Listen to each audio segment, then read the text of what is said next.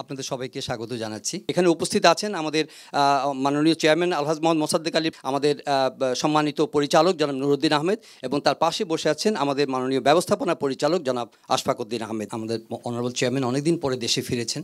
আমাদের সব সংগ্রামে, সব কাজের সঙ্গে উনি আমাদের যুক্ত থাকেন। সশরীরে যেহেতু দেশে উনি এসেছেন এবং এসেই ওনার প্রথম কথা ছিল যে আমাদের যে সাংবাদিকরা মাঠে যে ঝুঁকি নিয়ে, জীবনের ঝুঁকি নিয়ে কাজ করেছে, সেটা রাজনৈতিক সংগ্রামে হোক এবং কোভিডের সময় থেকে যত সংগ্রামে তারা কাজ করেছে, তাদের প্রতি সবসময় উনি তাদের পাশে থেকেছেন, তাদের উৎসাহিত করেছে। আবু সাঈদ যেভাবে বুক চিতিয়ে দাঁড়িয়েছিল সাহসিকতার সঙ্গে, এবং সেই সূত্র ধরে বাংলাদেশে যে বিপ্লবের সূচনা হয়েছে, মানুষের মনে হৃদয়ে যে ক্ষরণ এবং যে অগ্নিস্ফুলিঙ্গ ঘটেছে, সেই আবু সাঈদের যে শাহাদাতের যে দৃশ্য, সেটি আমরা ওই মুহূর্তটি আমরা ধরতে পেরেছিলাম।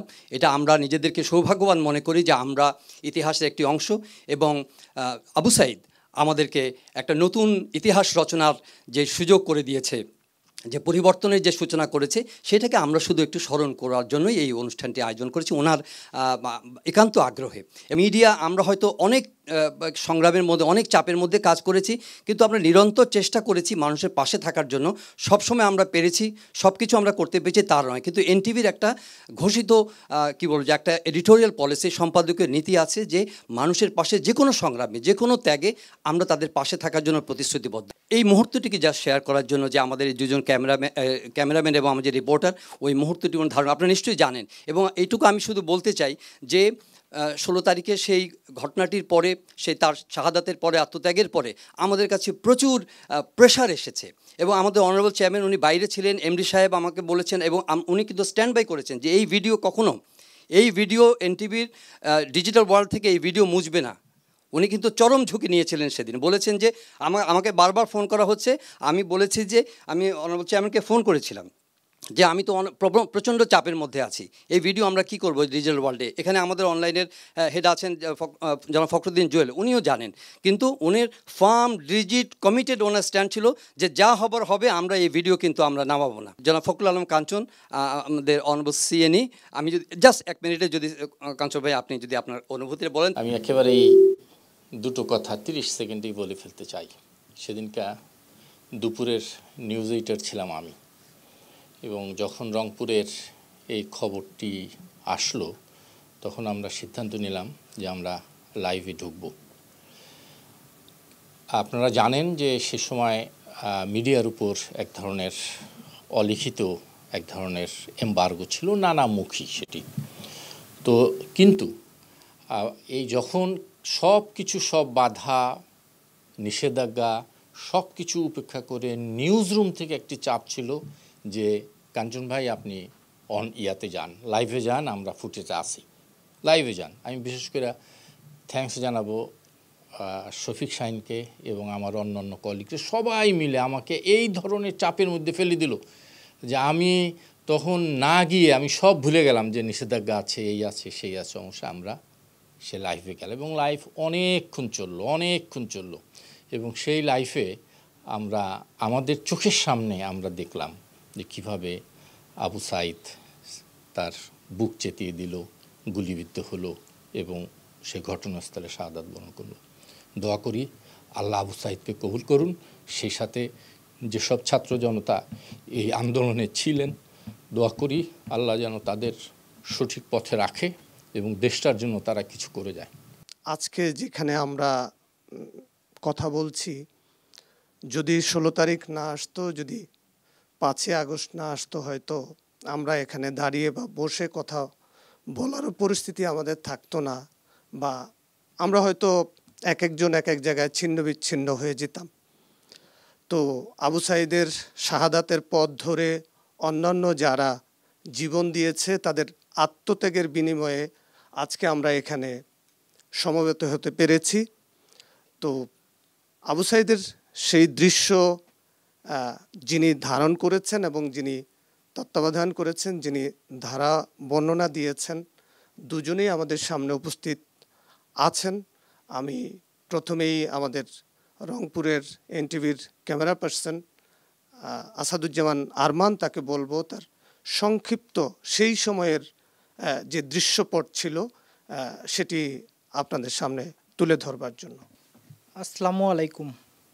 আজকে এমন একটি কাজ যে আবু সাঈদ যেভাবে জীবন দিয়েছে, একদিকে আবু সাঈদ গুলিবিদ্ধ হওয়ার সময় আমার কাছে অনেক ঢিল আসছে, অনেক টিয়ার সেল, অনেকের ক্যামেরার মধ্যে হাত দেয়া, সবগুলোকে ওভারটেক করে আমার টার্গেট ছিল আমাকে আগে ছবিটা নিতে হবে, দেশবাসীকে জানাতে হবে যে পুলিশ কীভাবে নির্মমভাবে গুলি করতে পারে। এটাই আমার প্রথম ধারণা ছিল যে এইভাবেই মানুষকে কেউ মারতে পারে না। তারপর কিছুক্ষণ পর সংবাদ পেলাম যে আবু সাঈদ হসপিটালে মারা গেছে। এক সময় আমার ক্যামেরাটা নিয়ে ছিনিয়ে নিয়ে যেতে ধরছিল। আমি তাদেরকে বলছি যে না, ক্যামেরাটা নিও না, কারণ এটা আমার প্রতিষ্ঠানের। ওখান থেকে আমার রিপোর্টার সহ আমরা অনেক কৌশলে ওখান থেকে চলে আসি। ধন্যবাদ আরমান। এ পর্যায়ে আমি AKM মইনুল হককে বলবো তার সেই দিনের যে দৃশ্যপট ছিল সে অভিজ্ঞতা সংক্ষেপে তুলে ধরার জন্য। সবাইকে শুভেচ্ছা, বিশেষ করে আজকের এনটিভির চেয়ারম্যান স্যার, ব্যবস্থাপনা পরিচালক স্যার সহ যারা আমাদেরকে এই ঢাকায় ডেকে নিয়ে এসেছেন।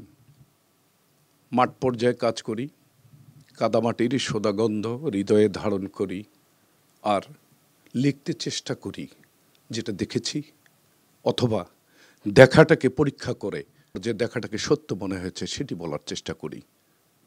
তারপর আমার মতো একজন ছোট্ট কর্মীকে, আমার সহকর্মী আরমানকে প্রধান কার্যালয়ে ডেকে এনেছেন।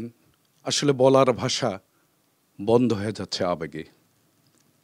এই পরিবর্তনের নেতৃত্বের আমার যে সন্তান তুল্য যারা এখানে সমন্বয়ক রয়েছেন, তাদেরকে আমাদের এই কর্মের সঙ্গে আপনারা আজকে এসে শুধু সম্মানিত নয়, আমার মনে হয় আমাদের জীবনে জানি না আমরা কতটুকু সময় আর পার করতে পারবো, আমাদের এই অর্জনের ইতিহাসে আপনারা আবারও সাক্ষী হয়ে থাকলেন, যে সাক্ষী জল জল করে আকাশের তারার মতো আমাদের জীবনে জ্বলবে।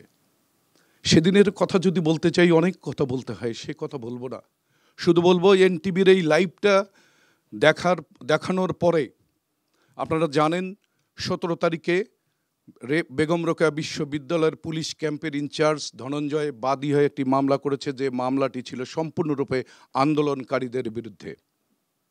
আমরা সেদিন প্রতিবাদ করেছি। 17 তারিখে এই মামলার খবর জানিয়ে তৎকালীন পুলিশ কমিশনার সহ সবার কাছে আমরা সাংবাদিকরা তীব্র প্রতিবাদ জানার পরে একটি তথ্য অনুসন্ধান কমিটি করা হয়, এডিশনাল কমিশনারের নেতৃত্বে 5 সদস্য বিশিষ্ট। সেদিন এনটিভির সেই ফুটেজ আমরা দিয়ে চ্যালেঞ্জ করি, এবং তথ্য অনুসন্ধান কমিটি শেষে যে অনুসন্ধান রিপোর্টটি দিয়েছে তাতে পুলিশকে দায়ী করেছে অপেশাদার আচরণ এবং গুলিবর্ষণ, এবং সেদিনকার পরিবেশ পরিস্থিতির জন্য পুলিশকে দায়ী করে তথ্য অনুসন্ধান কমিটি সেই রিপোর্ট দেয় এবং 2 জনকে সাসপেন্ড করে, এবং অনেকের নামে বিভিন্ন রিপোর্ট আসে। অর্থাৎ সেদিন 17 তারিখ তারা যে এজাহারটি করেছিল, এনটিভির এই ফুটেজ, এই লাইভ সম্প্রচার, এই সম্প্রচারের মধ্য দিয়ে আমরা প্রতিষ্ঠিত করেছি আবু সাঈদ পুলিশের গুলিতে নিহত হয়েছে। এটি এনটিভির পাওয়া, এটি আমাদের পাওয়া, এটি এদেশের নতুন যে পরিবর্তন এসেছে, স্বাধীনতা এসেছে, যেটাকে বলি জনতার বিপ্লব, ছাত্র জনতার বিপ্লবের প্রাপ্তি। আর সেদিন হাসপাতাল থেকে যখন আবু সাঈদের লাশটি নিয়ে এসে সেই লাশটি গায়েব করে দেওয়ার চেষ্টা করা হয়েছিল, সেদিন আমরা ছুটে গিয়েছিলাম রাস্তায়।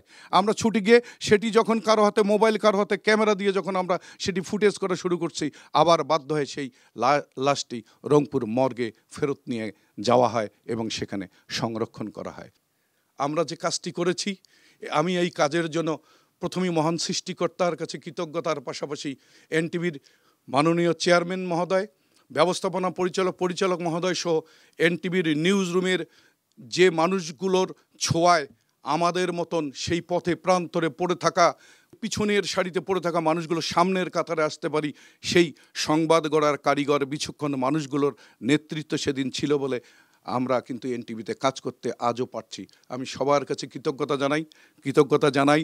সমন্বয়ক 2 জন এসেছেন, আমার সন্তান এখানে এসেছেন, ছোট ছেলে, বড় ছেলে। আমার ছোট ছেলে একটি কলেজের 2nd ইয়ারের ছাত্র। 18 তারিখ আমরা যখন মডার্ন মোড়ে আক্রান্ত হই, হঠাৎ করে শুনতে পাই একটি ছেলে বলতেছে, আমার বাবাকে কে ধরেছে। আমি যখন ফিরে দেখি আমার ছেলে সেকেন্ড ইয়ারে পড়ে, তার সঙ্গে প্রায় 30-35 জন ছুটে এসেছে আমাদেরকে নেয়ার জন্য বা উদ্ধার করার জন্য বা আমরা কাজ করার জন্য, কারণ তখন অলরেডি পুলিশের সঙ্গে গোলাগুলি ঢিলাঢিলি চলছিল। এরকম একটা পরিবেশে আসলে তখন শুধু চোখ ভেজেনি, ভিতরটা ভেজেছে আর শান্তি মিলেছে আমাদের, যে আমরা হয়তো এখন আরও কথা বলতে পারবো, আরও কাজ করতে পারবো। আমাদের বৈষম্য বিরোধী ছাত্র আন্দোলনের দুইজন সমন্বয়ক, একজন আব্দুল হান্নান মাসুদ এবং নুসরাত তাবাসসুম। আমি প্রথমেই আব্দুল হান্নান মাসুদকে অনুরোধ করব আমাদের আজকের এই অনুষ্ঠানের উদ্দেশ্যে কিছু বলার জন্য। উপস্থিত সকলকে সংগ্রামী ধন্যবাদ জানাচ্ছি। কথা বলতে গেলে গলা ভার হয়ে আসে, এমন একটি সময় আমরা অতিক্রম করেছি। আবু সাঈদের এই দৃশ্য হয়তো এনটিভির ক্যামেরায় ধারণ না হলে আজকে ফ্যাসিস্ট হাসিনা আবারও মানুষ মারার জন্য তার রাইফেলে গুলি ভরা শুরু করত। এই একটা ফুটেজই এদেশের মানুষকে জাগিয়ে তুলেছিল, প্রত্যেককে রাস্তায় নেমে আসতে উদ্বুদ্ধ করেছিল, প্রতিটা মানুষের হৃদয়ে দাগ কেটেছিল। এটাই সাংবাদিকতার শক্তি। আপনাদের প্রতি কৃতজ্ঞতা জানিয়ে আমরা শেষ করতে পারবো না। এদেশের 18 কোটি মানুষ প্রত্যেকে আপনাদের কাছে চরমভাবে কৃতজ্ঞ। যখন বারবার মুগ্ধর ছবি দেখি, মুগ্ধর ভিডিও দেখি, পানি লাগবে পানি, তারপরে একজনের নিথর দেহ সেই মুগ্ধর, যখন দেখি বুক দিয়ে দাঁড়িয়ে থাকা সাঈদের লাশ, সেটা আবার ঘুম করার চেষ্টা। এরকম একটি স্বাধীন রাষ্ট্রের নামে স্বাধীন একটি রাষ্ট্রে আমাদের জন্ম হয়েছিল। 71-এ স্বাধীনতার গল্প শুনেছি, একটি জাতীয় পতাকা দেখেছি, জাতীয় সঙ্গীত দেখেছি, একটি মানচিত্র দেখেছি, কিন্তু জন্মের পর থেকে কখনো স্বাধীনভাবে কথা বলতে পারিনি। কখনো দেখিনি একজন মানুষ তার অধিকারের কথা সাহসের সাথে বলতে পারছে। কখনো দেখিনি মানুষ তার ভোটাধিকার প্রয়োগ করতে পারছে। আমরা এমন অভাগা। বারবার আমাদেরকে স্বাধীনতার 30 বছর পরে জন্ম নিয়েও আমরা শুধু স্বাধীনতার গল্প শুনে পরাধীনতার শিকলে আবদ্ধ হয়েছি। স্বাধীনতার চেতনার নাম বিক্রি করে আমাদের ভাইদেরকে বারবার গুলি করে হত্যা করা হয়েছে। এই দেশকে পার্শ্ববর্তী রাষ্ট্রের হাতে তুলে দেওয়ার জন্য যত ষড়যন্ত্র করা দরকার সবকিছুই করা হয়েছে। যখনই কথা বলতে গিয়েছি, যখনই লড়াইয়ে নেমেছি, তখনই আমাদেরকে স্বাধীনতা বিরোধী, দেশদ্রোহী বলে, রাজাকার বলে বারবার গালি দেওয়া হয়েছে। সেখান থেকে মুক্তির জন্যে আজ দাঁড়িয়ে মাথা উঁচু করে কথা বলতে পারছি এ আবু সাঈদদের রক্তের কারণে। এই কথাগুলো বলতে পারছি মুগ্ধকে নির্মমভাবে হত্যা করার সময়কার সাংবাদিকরা যে ফুটেজ সামনে তুলে আনতে পেরেছে, আবু সাঈদকে হত্যার দৃশ্য যারা আমাদের সামনে আনতে পেরেছে, তাদের কল্যাণে। যদি এদেশের মানুষ না জানতো, যদি এদেশের মানুষ না দেখতো, যদি আবারও 5ই মে শাপলা চত্বরের মতো হত্যাকাণ্ডের পরে সেটাকে ধামাচাপা দিয়ে দিতে পারতো, তাহলে হয়তো ফ্যাসিস্ট হাসিনার এখনো আমাদেরকে আয়না ঘরে বন্দি করে রাখতো, অথবা আমাদের লাশ ভেসে বেড়াতো সমুদ্রে, নদীতে, সাগরে। বাবা মা হন্য হয়ে খুঁজতো, কিন্তু কেউ জানতো না আমরা কি জীবিত নাকি মৃত। কবর থাকতো না।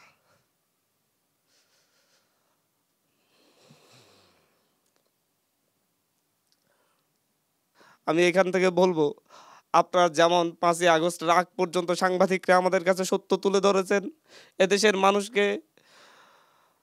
মানুষের কাছে সত্য তুলে ধরে মানুষকে লড়াইয়ের পথে এগিয়ে আসার জন্য উদ্বুদ্ধ করেছেন।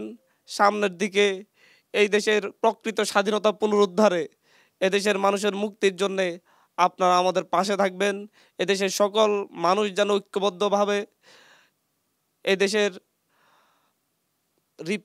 রাষ্ট্রের রিফরমেশনটা যেন করতে পারে, সেই ব্যাপারে আপনারা যাতে সকলে ঐক্যবদ্ধ থাকতে পারে সেরকম একটা সামাজিক আলাপ তৈরি করবেন।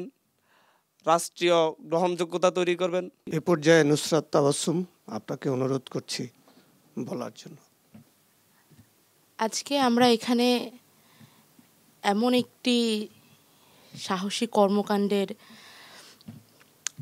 কৃতজ্ঞতা জানানোর জন্য উপস্থিত হয়েছি, যে সাহসী কর্মকাণ্ডটি হয়তো এই রেজিমের সবচাইতে বেশি সাহসী কাজগুলোর মধ্যে একটি। প্রথমেই কৃতজ্ঞতা জানাতে চাই আমার দুই সাংবাদিক ভাইকে। আপনাদের জন্য আমার শুধু এটুকুই বলার যে আপনারা আপনাদের পেশার মর্যাদা রক্ষা করেছেন, আর এমন সময় আপনারা আপনাদের পেশাগত মর্যাদা রক্ষা করেছেন যখন আপনাদের বহু সহকর্মী তারা ভয়ে হোক, কোনো চাপে পড়ে হোক বা যে কোনো কারণেই হোক, তারা তাদের কাজটা করতে পারেনি। সেরকম একটি পরিস্থিতিতে দাঁড়িয়ে সব ধরনের ভয়ভীতির মধ্যে থেকে আপনারা আপনাদের কাজটা করেছেন, সেজন্য জাতি আপনাদের প্রতি কৃতজ্ঞ থাকবে।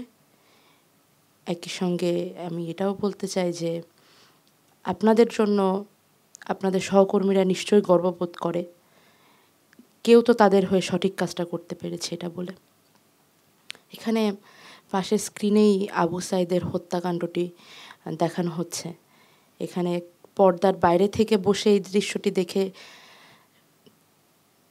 সহ্য করা খুব কঠিন। আমি কল্পনাও করতে পারছি না সেদিন আপনারা ওখানে দাঁড়িয়ে কিভাবে ঘটনাটি সহ্য করেছিলেন, কিভাবে সেটা আমাদের কাছে পৌঁছে দিয়েছিলেন। কিন্তু এটা সত্য, সেদিন যদি আবু সাঈদের হত্যাকাণ্ডটি জাতির সামনে না আসতো তাহলে আরও অসংখ্য হত্যা হতো। যত হত্যা হয়েছে তার থেকে আরও বেশি হত্যা হতো, কিন্তু সেই হত্যা হয়তো কোনো ফল বয়ে আনতে পারতো না। এত লাশের ওপরে দাঁড়িয়ে আমাদের এই স্বাধীনতা আজকে প্রতিষ্ঠিত হয়েছে। এই স্বাধীনতা নিয়ে আমরা বিজয় আনন্দ হয়তো করতে পারবো, কিন্তু কখনোই দুঃখের ভারে আমাদের নত মাথা আর উঁচু হতে পারবে না। কারণ এতগুলো শহীদের ওপরে দাঁড়িয়ে, এতজন শহীদের রক্তের ওপরে দাঁড়িয়ে আসলে কখনোই উল্লাস করা যায় না। ৭১-এর স্বাধীনতার গল্প ইতিহাসে আমরা পড়েছি, আমরা দেখি, আমরা শুনি এবং কল্পনা করতে পারি ২৪-এর অভ্যুত্থানের পর যে ৭১ কেমন ছিল। সেই সময় আমরা আপনাদের কিছু পূর্বসূরিদের পেয়েছিলাম, যারা না থাকলে হয়তো ৭১-কেও মুছে ফেলার চেষ্টা তো কম হয়নি, যারা না থাকলে হয়তো ৭১-কেও মুছে ফেলা যেত। তারা যে কাজ করে গিয়েছেন, আপনারা পুনরায় ২৪-এ আপনাদের সেই ভূমিকা পালন করে প্রমাণ করে দিলেন যে যুগে যুগে কিছু মানুষ থাকে যারা ইতিহাসকে রক্ষা করার জন্য সব কিছু বাজি রাখতে পারে।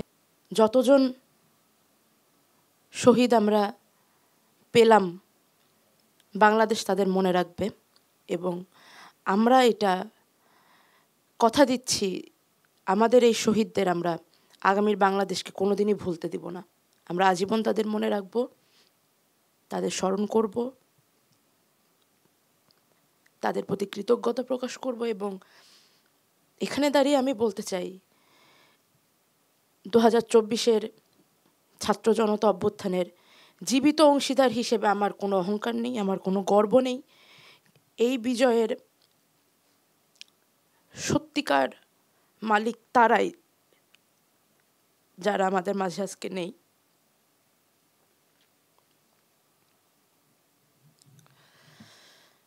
আবু সাঈদ সহ সকল শহীদের আত্মার শান্তি কামনা করছি। আপনাদেরকে শুভকামনা। নতুন বাংলাদেশেও যেন আপনাদের এরকম কাজের ধারা অব্যাহত থাকে সেই কামনা করছি। একই সঙ্গে আপনারাও যারা এখানে থেকে আপনাদের সহকর্মীদের পেশাগত সাহায্য করেছেন এবং সত্যিটা প্রকাশ করতে ভয় পাননি, আপনাদের কাছেও কৃতজ্ঞতা এবং শ্রদ্ধা। নতুন বাংলাদেশেও আমরা আপনাদের জনগণের পাশে চাই। সাংবাদিকদের কাছে শুধু একটাই অনুরোধ, শহীদের আত্মার প্রতি সম্মান রেখে নতুন বাংলাদেশে আর কাউকে স্বৈরাচারী হয়ে উঠতে দেবেন না। আমাদের না, শহীদদের নাম ব্যবহার করে যদি কেউ হতে চায়, কোনো সরকার, কোনো রাজনৈতিক দল, আমাদের মতো সাধারণ মানুষও যদি কখনো ব্যবহার করতে চায়, তার বিরুদ্ধেও থাকবেন। শহীদদের নামকে পুঁজি করে আর কেউ যেন কখনোই এই বাংলায় রক্তপাত ঘটাতে না পারে, আপনাদের কাছে সেই দায়িত্বটা দিয়ে যেতে চাই। ধন্যবাদ। যে আবেগ ঘন পরিবেশ এবং অশ্রু সজল যে যে দৃশ্যপট, এই সময়ের মধ্যে আমরা আসলে পুরো পরিবারই একাত্ম হয়েছে এবং আমাদের যে বোন এবং যে ভাই যে তাদের অনুভূতির কথাগুলো ব্যক্ত করলো, এগুলো সবার আমাদের হৃদয়ের ক্ষরণ এবং আমাদের হৃদয়ের কথাগুলো তারা বলেছে। আমি অনারেবল চেয়ারম্যান আসলে আজকে উনি কিছু বলতে চাচ্ছিলেন না, কিন্তু আমি ওনাকে বিনীত অনুরোধ করব যে আমি আপনার কাছে কিছু শুনতে চাই। বিসমিল্লাহির রহমানির রহিম। আসলে আজকে বলতে চাচ্ছিলাম না, বলার মতো মানসিকতা আমার মধ্যে নাই, কারণ এই ছবি দেখার পরে কোনো লোক কিছু বলতে পারবে?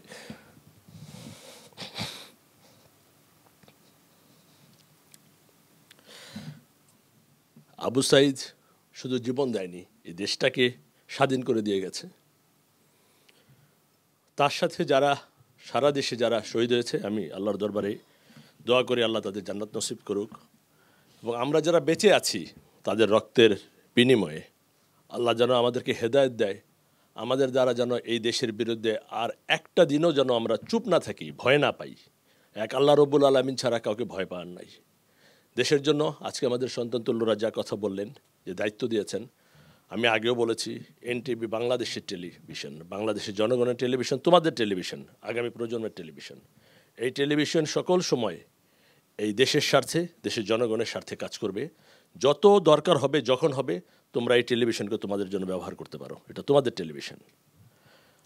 ছাত্র জনতার আন্দোলন কখনো ব্যর্থ হয় নাই। সেই 52 সাল থেকে আরম্ভ করে 71, 71, 90, 2024 ছাত্ররা যখনই মাঠে এসেছে, নিঃস্বার্থভাবে এসেছে, যার জন্যই তারা বিজয় অর্জন করেছে। এই দেশের জনগণ সকল সময় তাদেরকে সাপোর্ট দিয়েছে। যে কথাটা আমাদের সন্তান তুল্যরা বলল, যে আর যেন এদেরকে ব্যবহার করে আগামী দিনগুলোতে কেউ যেন এই দেশকে আর সেই দিকে নিয়ে না যায়, সেটা আমাদের লক্ষ্য রাখতে হবে প্রত্যেককে, যার যার অবস্থান থেকে। আজকে যাদের কারণে আমরা আজকে এই ফুটেজ পেয়েছি, আমাদের সহকর্মী রংপুরের, আমরা দুইজনের প্রতি কৃতজ্ঞতা না, আমরা গর্ব করি। শুধু এনটিভি না, সাংবাদিক সমাজ, দেশবাসী তাদেরকে নিয়ে গর্ব করে। এই ধরনের একটি ফুটেজ দেওয়ার কারণেই আমি মনে করি সারা দেশ জেগে উঠেছিল এই স্বৈরাচারী শেখ হাসিনার বিরুদ্ধে। আমরা আশা করব আমাদের এই সংগ্রাম চলবে যতদিন পর্যন্ত এই দেশ সঠিকভাবে নিজের পায়ে না দাঁড়াবে। আমাদের এই সন্তানরা থাকবে, আমরা পাশে থাকবো ইনশাআল্লাহ, এবং আগামী দিনগুলোতে সকলকে সাথে নিয়ে এই দেশ সত্যিকারে একটি স্বাধীন সার্বভৌমত্ব দেশ হিসাবে থাকবে। আমরা কারো তাবেদারিত করব না, কোনো দল, ব্যক্তি বিশেষ, কোনো রাষ্ট্রের তাবেদারিত করব না। আমরা দেশ জনগণের জন্য কাজ করব। আমি আবারও বলতে চাই, আজকে কষ্ট করে সময় দিয়ে আমাদের দুই প্রতিনিধি এসেছে। আমি গতকালকে সচিবালয়ে গিয়েছিলাম, ওদের সাথে আমার দেখা হয়েছে কালকে। তো আমি তাদেরকেও আসার জন্য অনুরোধ করেছি, বলে আসছি একই কথা, টেলিভিশনের দরকার হলে এনটিভি আছে, থাকবে, এই কথাই বলতে। Thank you. ধন্যবাদ মাননীয় চেয়ারম্যান সাহেব। আমরা এবার আমাদের যে মূল আনুষ্ঠানিকতা, আমাদের দুই সহকর্মীকে ক্রেস্ট এবং সম্মাননা তুলে দিবেন। আমাদের দুজন সমন্বয়কারী আছেন, মাননীয় চেয়ারম্যান, ব্যবস্থাপনা পরিচালক। আমরা একসাথে আমাদের দুই সহকর্মীকে ক্রেস্ট এবং সম্মাননা তুলে দেওয়া। আমাদের রংপুরের এনটিভির ক্যামেরা পার্সন আসাদুজ্জামান আরমানের হাতে সম্মাননা তুলে দিচ্ছেন বৈষম্য বিরোধী ছাত্র আন্দোলনের অন্যতম সমন্বয়ক আব্দুল হান্নান মাসুদ। উপস্থিত আছেন আরেকজন সমন্বয়ক নুসরাত তাবাসসুম। আপনাদের প্রত্যেককে ধন্যবাদ।